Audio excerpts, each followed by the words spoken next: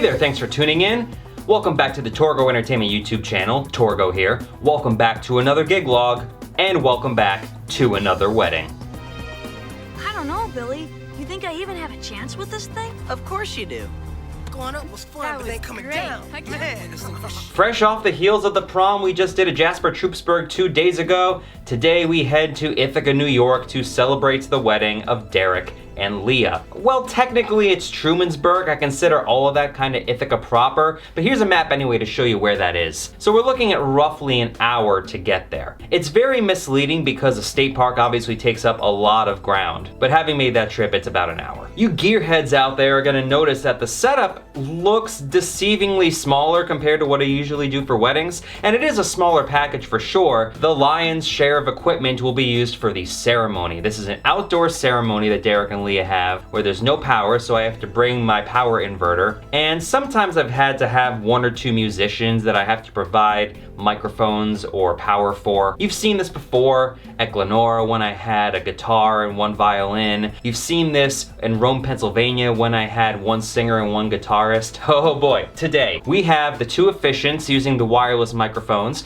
We have two singers. We have two guitarists, a violin and a viola. So 8 different things need microphones during the ceremony, potentially all at once. I can do it. I have experience playing in bands. Andy, who's coming with me today, has experience playing in bands, so we know how to do this thing. And I worry about how sloppy it's going to look on camera because you can only do so much cable management and not everything can be wireless, especially the hard lines for those instruments. I'm not about to buy a whole bunch of wireless receivers for guitars and whatnot for one wedding. So we're looking at about 60 people today. The music selections, I like a lot of the music, but it doesn't really lend itself to dancing very well. We have a lot of Blink-182, a lot of pop punk, alt rock, that kind of atmosphere. And it's a 3 to 9 wedding, so I don't really foresee that much dancing. I'll do what I can. I definitely want to try and have some. I have no idea how this is going to play out. I think it'll be a good time. I haven't met Derek and Leah proper, but I met them through Zoom. This is the first wedding I've done where it's a Zoom wedding. And we seem to hit it off fairly well. You know, I get what they're going for. I can definitely do that. It helps that a lot of the music that they like I was very much into in high school and college. So I may bust out some secret weapons that I've been sitting on that I don't really get to play very often at events. But I hope you're ready for this one. The car is loaded. I'm ready to go. Let's make some magic happen at this wedding. Let's go.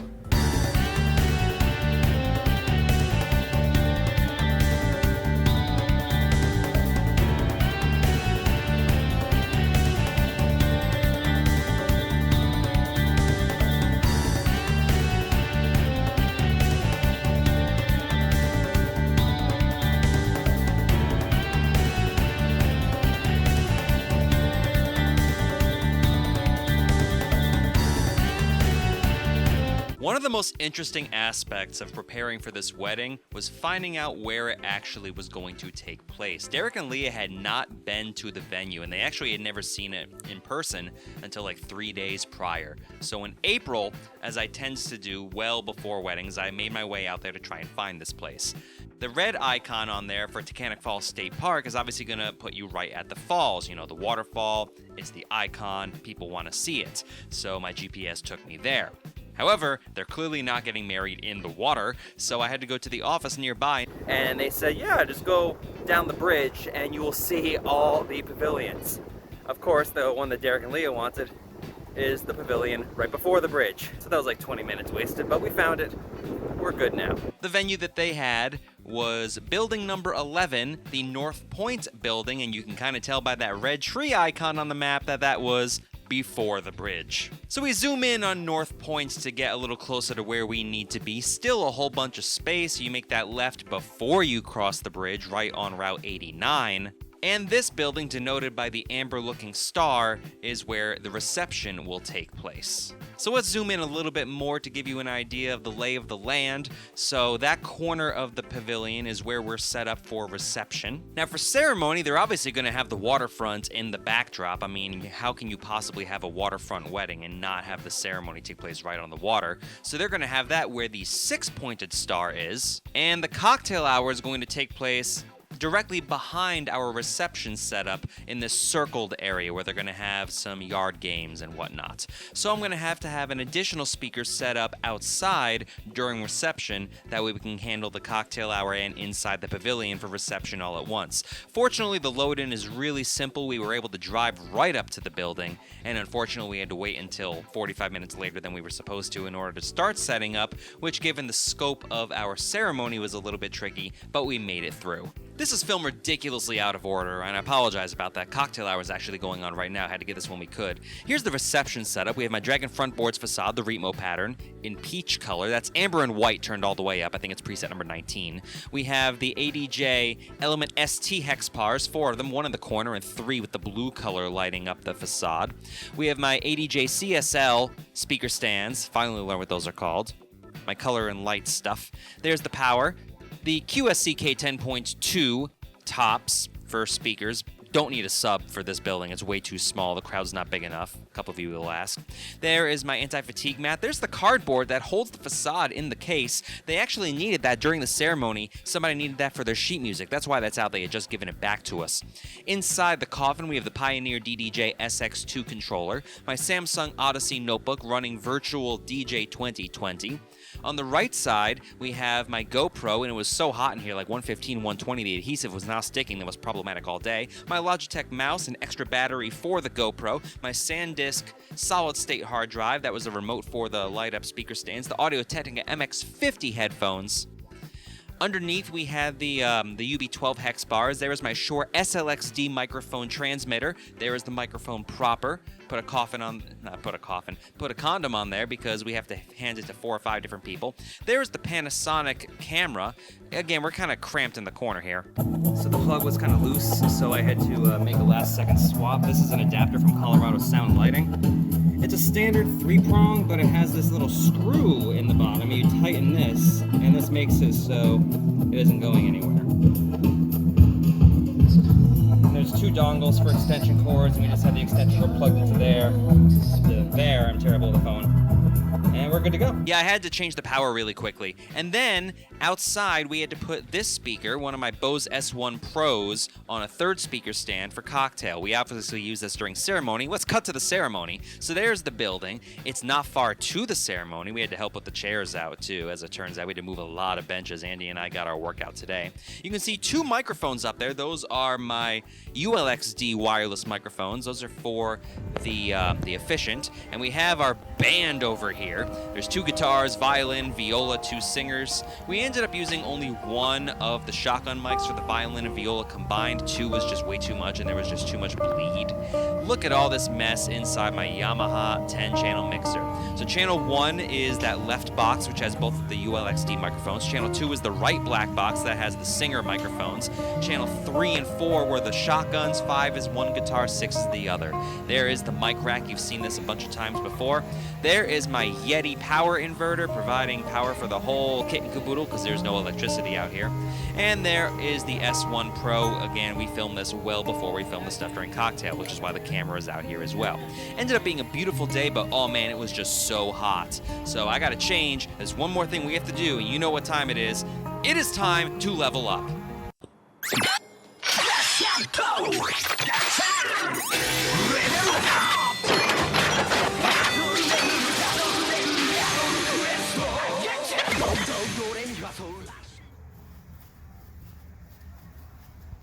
Let's go.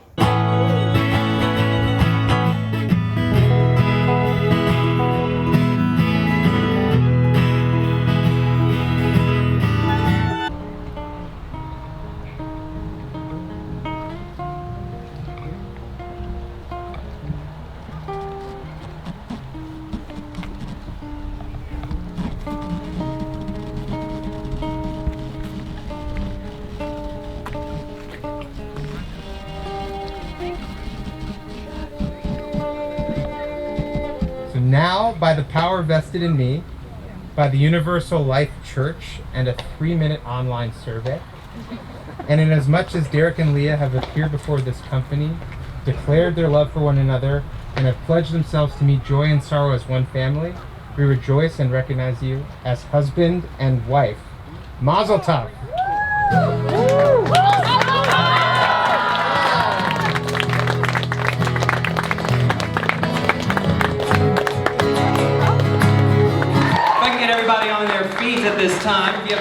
do so.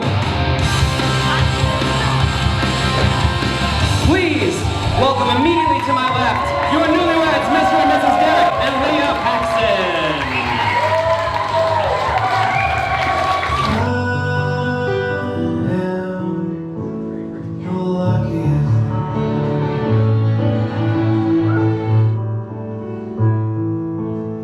Give your newlyweds a round of applause, everyone.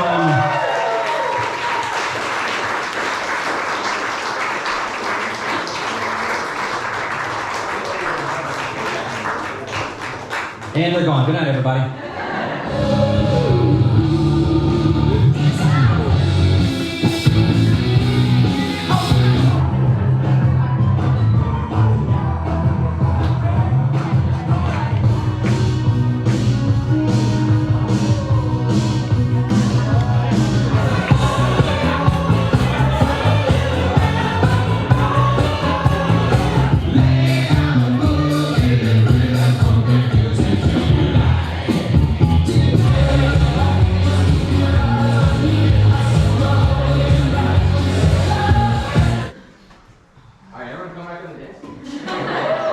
I agree with that, but.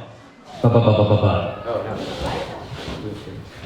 I was told that I need 2 chairs up here. Oh, we do. Yeah! We're playing Duck, Duck, Goose.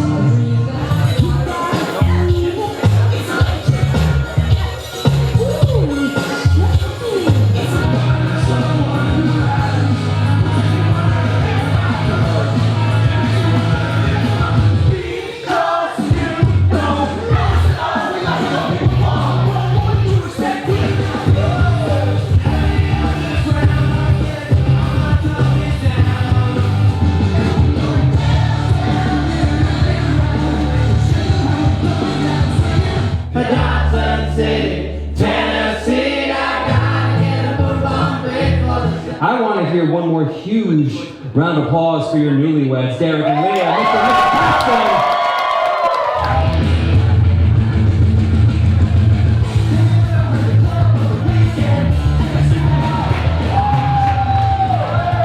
Thank you. Good night.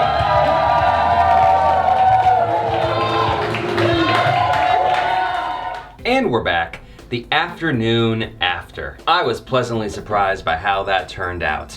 Not because of the crowd, I knew we were gonna have a bunch of really good people at this wedding, but it was just a lot to deal with all at once. First off, having a wedding in a state park brings its own set of challenges. Even just getting there, for whatever reason, they forgot to put us on the guest list, so I had a little bit of a discussion, if you will, with the toll operator at the beginning. I'm like, look lady, I did not fill my entire vehicle with DJ gear.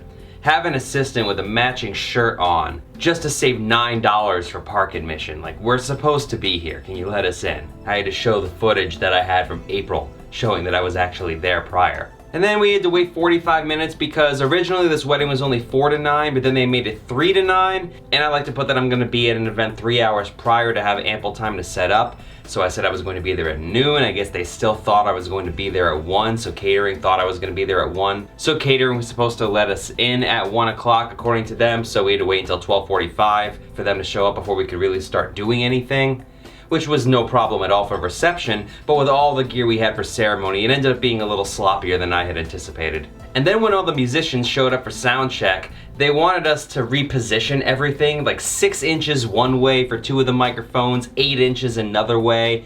I'm not sure how it affected everything, but it ended up working out fine. We only used one of the condenser mics because there just wasn't enough space to have both of them there without having a little bit of feedback because those microphones are so strong, especially with the phantom power that ceremony mixer has.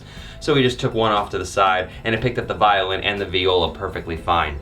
One thing that kind of stinks about running guitars that way, especially on that mixer, I know that there's multiples that have the channels to do it, but because we had one guitar on channel 5 and the other on channel 6, that means that they were both running mono, so one guitar was only on the left speaker and the other guitar was only on the right speaker. One of those things that only I noticed. I don't think anybody noticed it in the crowd. Another issue having a wedding at a state park is that it's a public place and you have people that are already set up there, and sometimes they're not necessarily too keen on wanting to move or relocate. We're setting up everything for the ceremony, you know, we're actually helping out the catering, bring chairs out, and you have these people there, you know, fishing, picnicking, boating, what have you, and we're like, yeah, well, you know, there's gonna be a wedding here at 3 o'clock, and they're like, well, I don't want to move.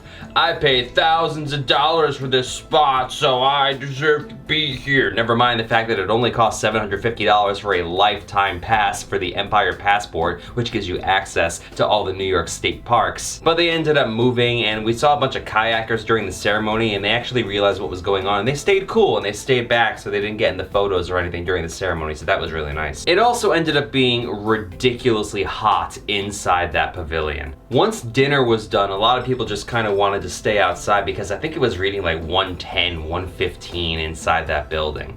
It was a scorcher. When I was setting everything up with Derek and Leah, they said, you know, we're not really a dancing crowd. There's only gonna be 50 some people, so it's gonna be more of a picnic, barbecue vibe. So that's okay if they're not dancing right away. And they did that for a while. But once it started to have the sun go down, like 7:30 or so, and I really started playing some of the harder edge dance rock stuff that they asked for, that's when we started to bring people in, and we had a lot more dancing than I thought we were going to. It ended up being a really awesome time. So we started off kind of hosting our own little 6-piece concerts during the ceremony and ended up a total rocker by the end. So it was a lot of fun. I had a really good time doing this wedding. I should probably pay more attention to last names because I guess I never realized that Leah's maiden name was a Jewish last name, and it never came up that we were going to do the hora. But they, you know, they stomped the glass during the ceremony, and I was like, okay, well, that's maybe all they're gonna bring up. You know, someone mentions like, do you have Hava Nagila? And I said, I mean, I do. I have the Frankie Yankovic version, and that's it. I have long since gotten rid of the version that I had from Anders and Allison's wedding 2 years ago. For whatever reason, I think that file got corrupted, so I had to get rid of it. And once I realized that's what they wanted to do, I really quickly scrambled and tried to get 2 chairs together and talked to the proper people to get, you know, people to circle up and get a napkin, and it ended up working out really well. Overall, things went great. Everyone was having an absolute blast. It was just really hot, and you know, certain things you have to overcome having a wedding in that setting. The only other issue, ants. Ants everywhere. You can put an Archer quote here. A playlist will be at the tail end of this video. Thank you so much for tuning in. I have 2 more events next weekend. I'm telling you, we are not stopping in 2021. We have a wedding at a goat yoga farm, and we have a trivia next weekend. I'm not sure if the trivia is gonna get a gig log. I'm not entirely sure, but we go back to Jasper for that one. But thank you so much for watching. I'm Torgo with Torgo Entertainment, and we will see you at the next event. Take care. And the lights are still on. Hey! Look like you're feeling it. Yeah, we can turn the camera off. That's it!